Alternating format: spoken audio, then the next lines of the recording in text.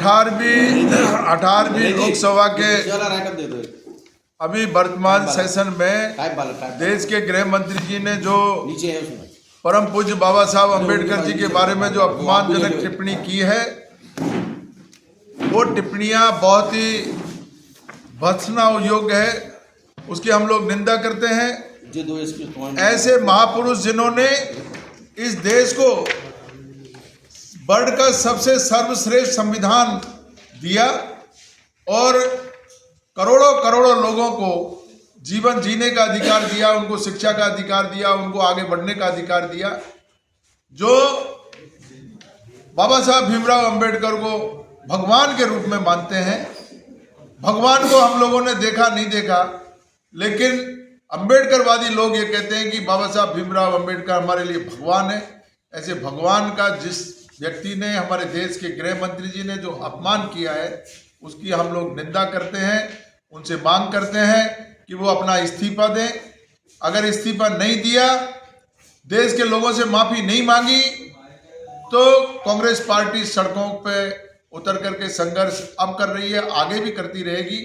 और पूरे अंबेडकरवादी लोग, देश के जो करोड़ों लोग हैं, वो इस मुद्दे को भूलने वाले नहीं है, इसके लिए सड़कों पे उतरेंगे। इसी के साथ राजस्थान की जो सरकार है, ये पर्ची सरकार, जिसने एक साल में कुछ भी काम धरातल पे नहीं किया, लोगों को गुमराह करने का काम कर रही है, हर क्षेत्र में फेल्योर सरकार है।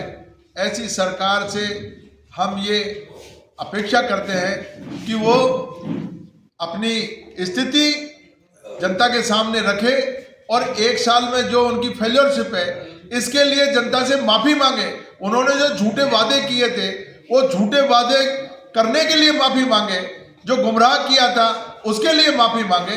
और अब जो पर्ची की बात है, वो पर्ची की बात छोड़ करके और जनता के हित के काम उनको करना चाहिए। कांग्रेस के ऊपर जो आरोप प्रत्यारोप कर रहे हैं, वो उससे काम चलने वाला नहीं है, हम इसकी निंदा करते हैं। 1000 करोड़ की टोटल पीकेसी, उसमें से 35,000 करोड़ रुपया राजस्थान को खर्च करना है।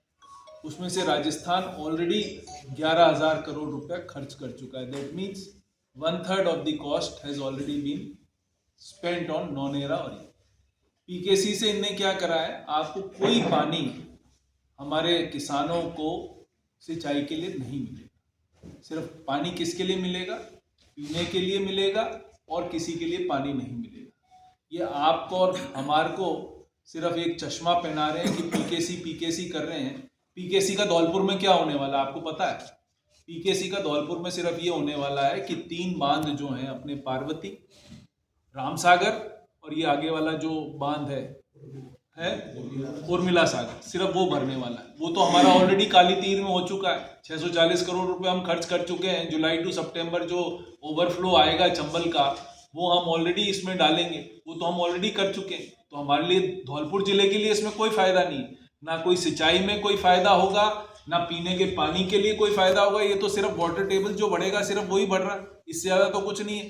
सिर्फ क्योंकि काली तीर जो पानी पीने वाली स्कीम है, जो बाड़ी और उसके लिए है, बसेड़ी के लिए है, वो भी ऑलरेडी हम कर चुके हैं। वो वापस इस बार इन्होंने बजट अनाउंसमेंट करा है, हम वो पहले ही बजट अनाउंसमेंट कर चुके थे, उसका पैसा दे चुके थे, उसका डीपीआर बनने के लिए ऑलरेडी दे दी थी। तो ये तो उन्होंने रिपीट करी इस साल। तो ये जो कथनी और करनी में इनका फर्क है, वो नहीं है। और हमारे साथ क्या हो रहा है, आप आज हिंदू में एडवर्टीजमेंट पढ़िएगा, मध्य प्रदेश सरकार ने पूरा एडवर्टीजमेंट दिया है, पूरी कॉस्ट बताई है इसकी। उनको फायदा सबसे ज्यादा हो रहा है, हमारे को फायदा नहीं हो रहा है। उनकी सिंचाई के लिए करीब करीब 2 लाख या 3 लाख एकड़, आज एडवर्टीजमेंट है, 2 लाख या 3 लाख एकड़ जमीन जो है उनकी सिंचाई के लिए काम आएगी। हमारे राजस्थान में नहीं काम आएगी। 8 लाख काम आएगी, आज आया है 8 लाख काम आ रही है, हमारे लिए नहीं आ रही। और दूसरी जो सबसे बड़ा कटोराघात धौलपुर डिस्ट्रिक्ट के साथ हो रहा है, हमारे को शहर में 25 MLD पानी मिलता था पीने के लिए, और अब हमारे को 15 MLD पानी पर रोक दिया गया है। हमारा 10 MLD पानी जो शहर के लिए हमारे को मिलता था, सुबह शाम हमारे को पानी मिलता था, वो बंद हो गया। अब सिर्फ एक टाइम पानी मिल रहा है धौलपुर शहर को। वो पानी यहाँ से खींच के कौन ले गया? भरतपुर ले गया। दूसरा, आज आपने देख लिया धौलपुर की हालत क्या, आप सबको पता है कॉलोनीज की हालत क्या है।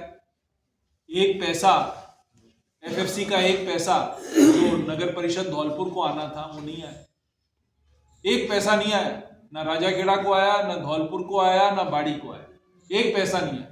एफएफसी की पूरी किस्त जो सेंट्रल गवर्नमेंट की थी वो हमारी कट गई। तीसरी चीज, आज जो बिजली है, बिजली धौलपुर सबसे पहले एलडी में चला जाता है। क्यों? क्योंकि आपको बिजली कहाँ देनी है? भरतपुर देनी है।